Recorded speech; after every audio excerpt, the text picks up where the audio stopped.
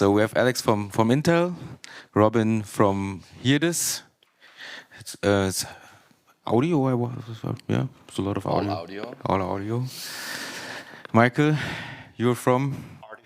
Artifact. As such a professional services provider in the field of data science and AI, implementing and realizing solution based on data. Mainly customized, no product. Perfect. Iman? Advertima. And we do in-store audience creation for retail media. Yep. Okay. I'm a little bit done, sorry. Too many panels.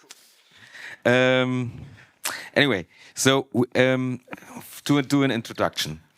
In the last panel, we had the discussion about generative AI, and that's quite hype now. And in the past years, we had also a little hype about analytics AI, installing tons of sensors in stores to gathering data, doing edge TPU stuff. That's quite expensive to installing thousands of sensors. And I think it's like the Gartner hype. Yeah, we're going up, doing these projects, getting results, and I think we are now in the valley of reality. And it's interesting for me and also for the audience to hear where we are now. What are the experience? What is the real life experience? What are the best practices? And also, in my point of view, a lot of data is currently available, which is not used, maybe, yeah. And we have a big data lake. We have a ship on that, maybe a small ship, and nobody is rowing the rope out there, yeah. Collecting data and data. So that's what I'm interested in. And maybe Michael, you can start from your point of view. As you said, you're doing customized solution. What are your experience from that point? Yeah, it's certainly still a very interesting field. When usually we get into companies, they start to have either some sort of a specific question. They are looking to get answers based on the data that they are collecting, or in otherwise situations, they don't have data at all, which on the other hand as well is a problem to actually get going with something, right? But especially in the digital space and in with sensor data, I see there is high ambitions and high hopes. There's tons of use cases that AI and analytics can actually optimize the way how the store operates, the way how the creative material is being pushed out. But nevertheless, these, to my view, are still some sort of dream. So when we then go into very practical conversation, it starts with other problems that are out there to lay out some sort of the foundations, so to really get the data together, to actually build what you said, the data lake, to get that little ship going. So in my view, there is still a lot of experimentation right now happening, or there is very pointy questions that are out there that companies try to get solved, like, how can I get a better customer engagement by, where actually are standing my customers? Where do they flow through a retail store? What is their shop floor way that they're going through? And these are more like point-in-time analysis, and there is no continuity and no real-time application of it yet. So I feel there is still a capability that is being built right now, but probably it will still take a couple of months, if not years, until then the full potential can be. But doing like a heat map of a store and all that stuff, it's not new. It's done for years, and also from my experience, it's done once or twice, but there's no automatic result taking out of this, or? It's usually done for point in time, and then the store layout is being optimized at the back. Typically, as well, there is probably not even sensor data involved, so it might be as well through observation. So you generate actually the data, which is normally quite expensive as well to do. But obviously there's the promise on the sensors itself is quite high, because suddenly you start to have much more data available, so you can go much more detail in segmentation of the people, and then start to steer and start to influence how the shop looks like. but also on the digital content that probably now that we see even more, digital signs and displays that are in the store as such, with dynamic content that comes through based on the analysis of people flows. Iman, you do that, yeah, with your solution. You try to influence the people, or you have screens in the stores, you show advertisements and. Yeah, so first of all, of course, we don't try to influence people; we inspire them. Yeah, okay. So actually, it's Of course, big difference. Sorry. Of course. So the thing is exactly what you said. New technologies need use cases that are, first of all, bringing enough added value to justify the costs. That's a very difficult part. And on the other hand, it should be scalable. So as you said, using it for 5 weeks and then using the data that you have on all the other stores, for example, this is not scalable. So let me give you an example. In the space we are coming from, audience measurement for digital signage or digital out of home. Now, age and gender detection and people counting doesn't have enough value to justify a rollout.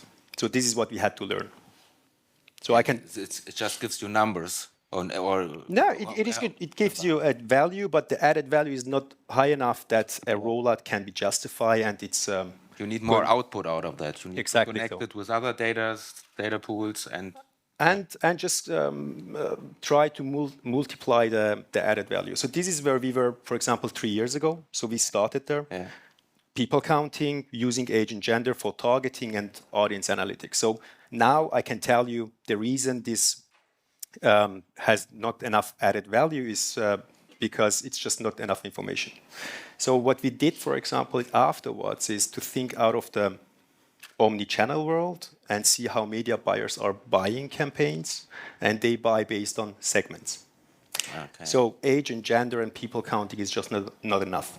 So to justify the CapEx, the investment, you need to basically add to the information that you already have, people counting, age and gender, additional information, contextual attributes, but also all other attributes that are needed to unify the segments that the media buyers are buying online and omni-channel, so that in store these segments can be bought as well.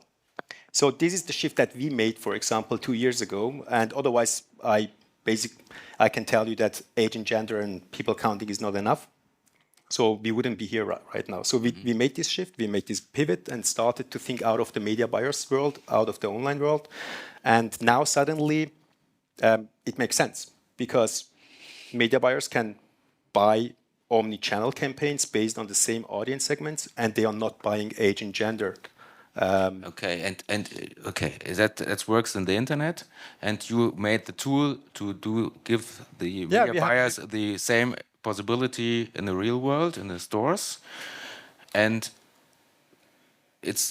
my question is, does it really work? Is it proved that you can targeting the audience group in such a way that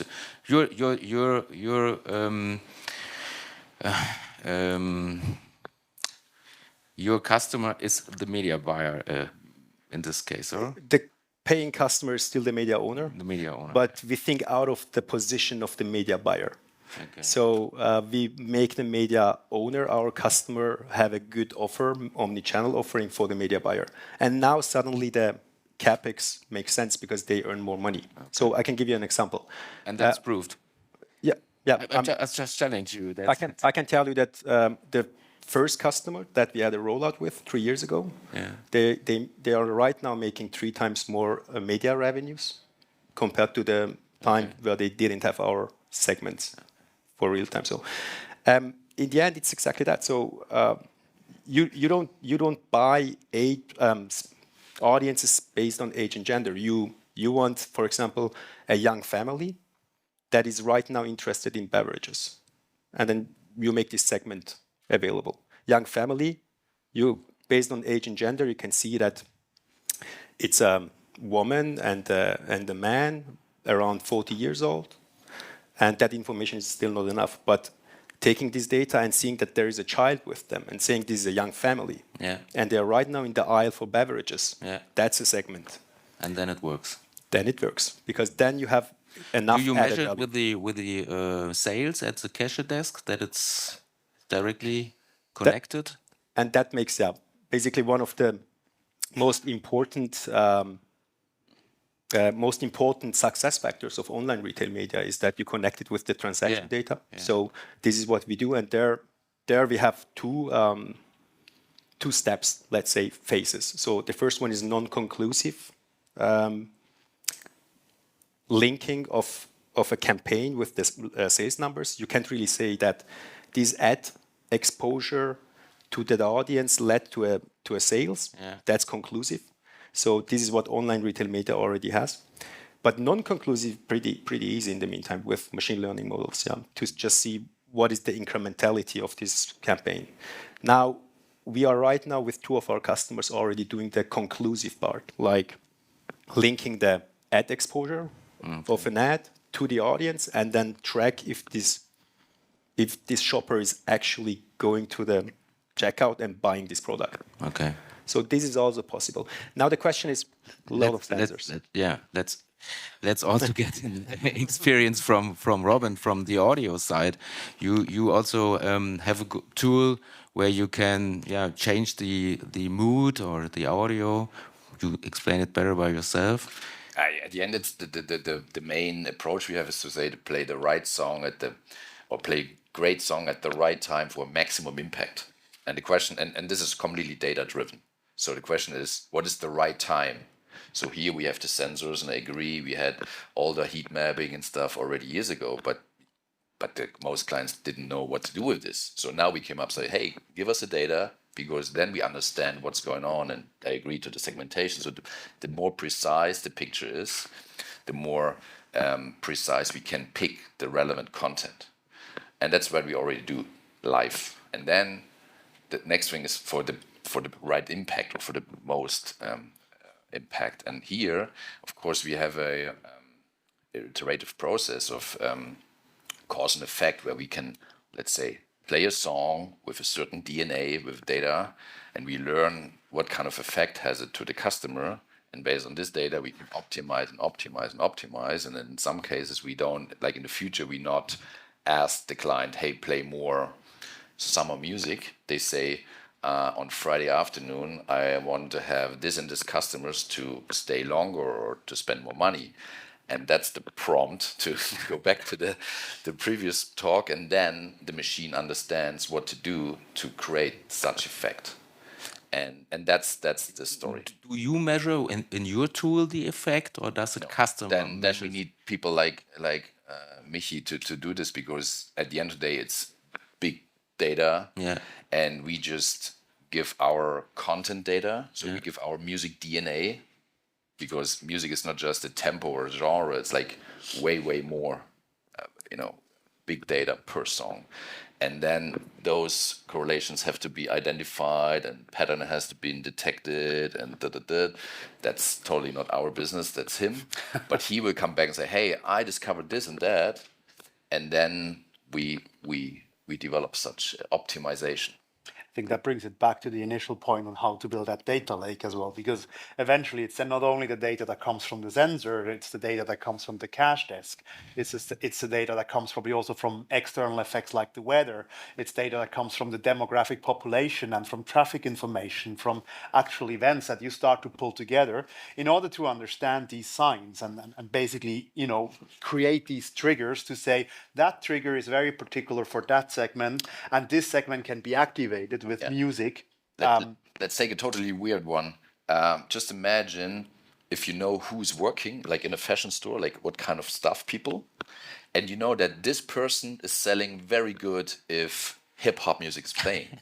Just as an example, even this data is relevant. So what does it mean is, if we play a little bit more hip-hop in the phase of the day where this person is on the floor, there's a high chance that this person is super motivated and sells way more than if we play like dance music.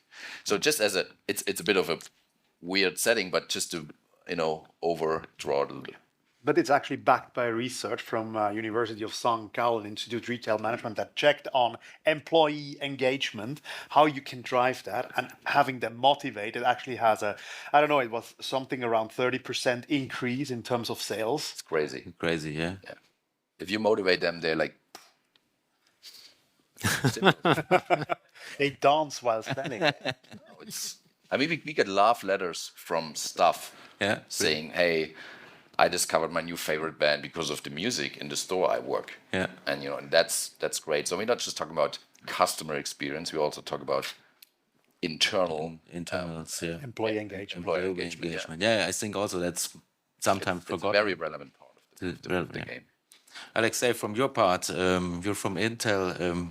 You deliver this hardware and HTTPU power.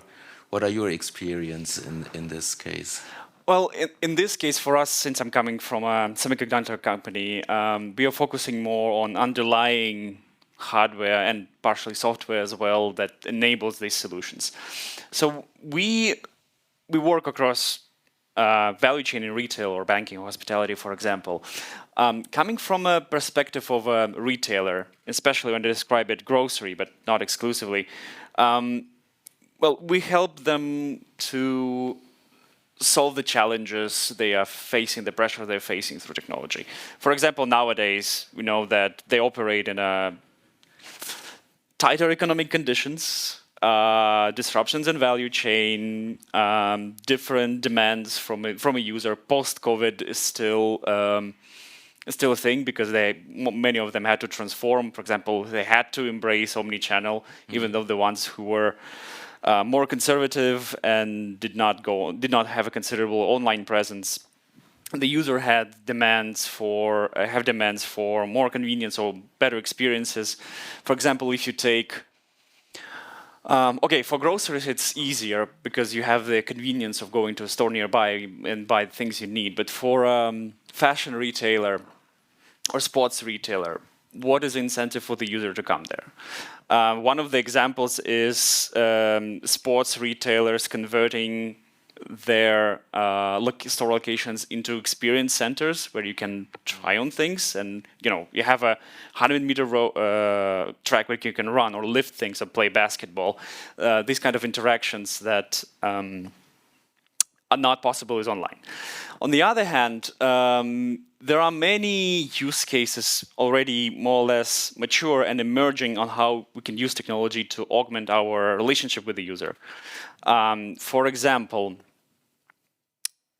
we have a partner, for example, actually several who do that.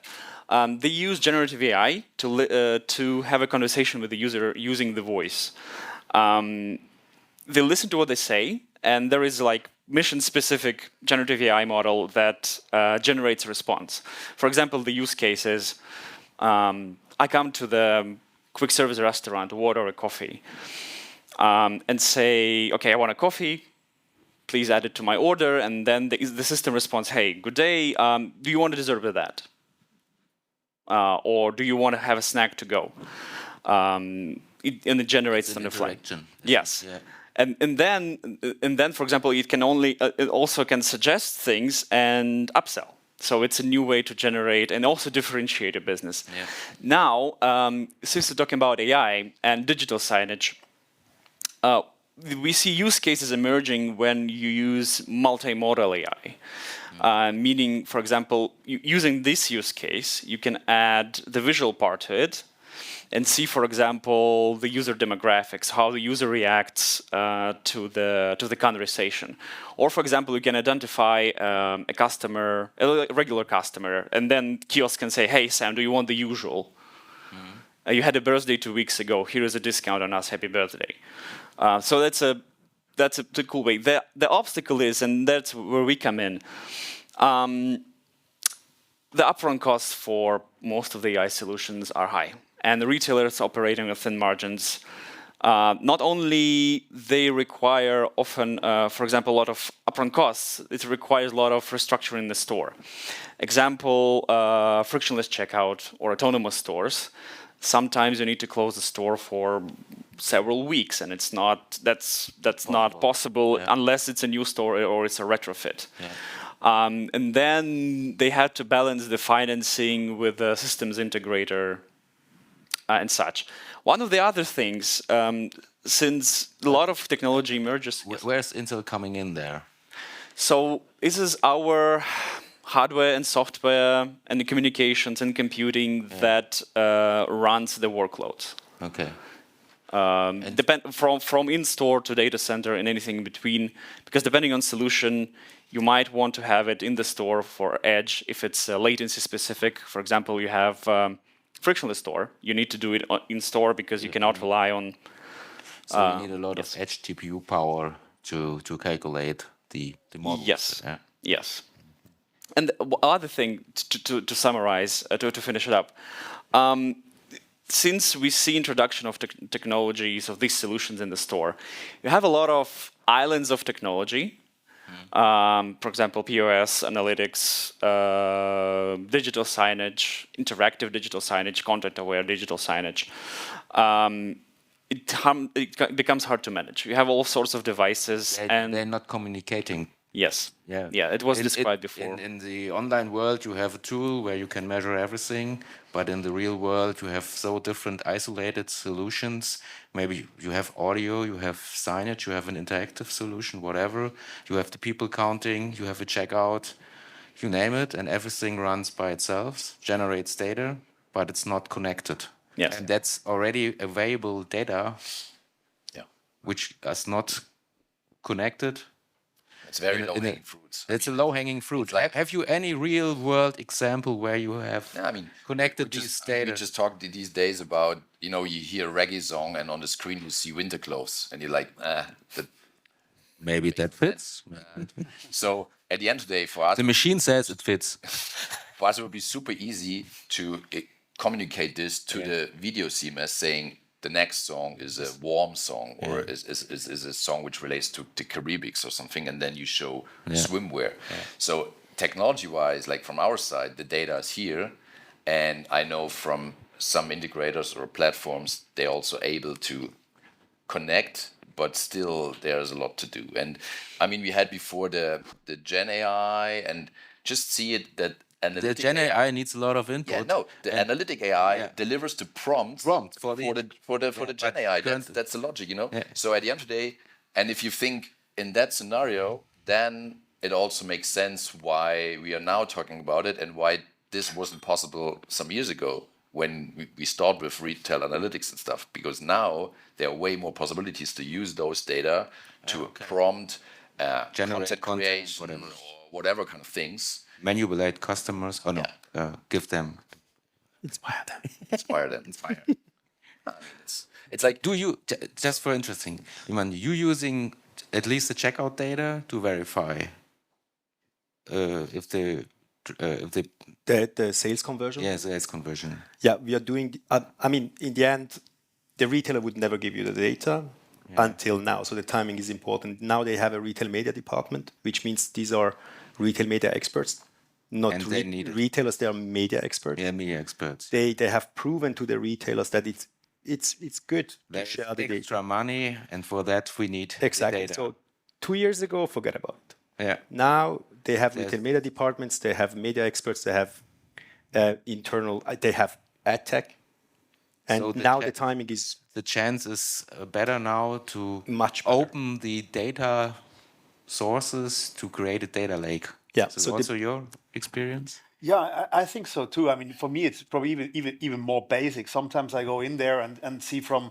historical growth that actually the transactional data is not the same like with a loyalty system. So they are already separated, and there things start, and then you start to look into the data model, and you start to find out that actually things are defined differently. So you spend a huge amount of time, and then we start to add on, let's say, all this bunch of external data that sits there that you need to somehow feed in. But then when the sensor data comes on top, so we need to find this logic. It's doable, it's low-hanging fruit, but nevertheless, it's actually hard work. It's like construction work that you have to do on the data side, right? Yeah, you need a data scientist to analyze everything and to build a new feed. And I think going back to what you said before it's on the value side, right? It's on the return on investment, because these efforts, they are intense still. So these are typically, in order to get data quality up to the level that you need it in order to start to collect the data itself and perform the analysis on top. These are investments that have to be done. So you would not probably do that just for a simple use case. So there needs to be kind of a roadmap, a journey behind it. Must be scalable. There needs, at the very end, it has to be scalable, but eventually it all starts as well with a strategy. So how do you want to actually use that data moving ahead, right? Are you actively steering in real time your operations in a store, or you just use it as you have done it in the Inspire past? the employees, whatever. Yeah. Let me add something. We see nowadays even retailers who don't connect the online account, the shop, with the loyalty card. You see that? Yeah, the first time I saw that, I was like, what? Yeah, it's awesome. This is crazy. Yeah. I mean, these are all historical systems, right? And there is a bit of a hope. I feel every retailer that I'm visiting right now is having a new SAP HANA migration going on. So there is hope somehow. But I don't know. Maybe in 4 years when they are done with that. Indeed. So there are challenges on top of that. But that will never change because I'm also in this business for 20 years, and every time you ask them, we need data, we need to connect. No, we do a system upgrade. We can't do that. And after they upgrade it to HANA 4, whatever, there will be next update. So there must be a value. There must be a pressure to do analytics.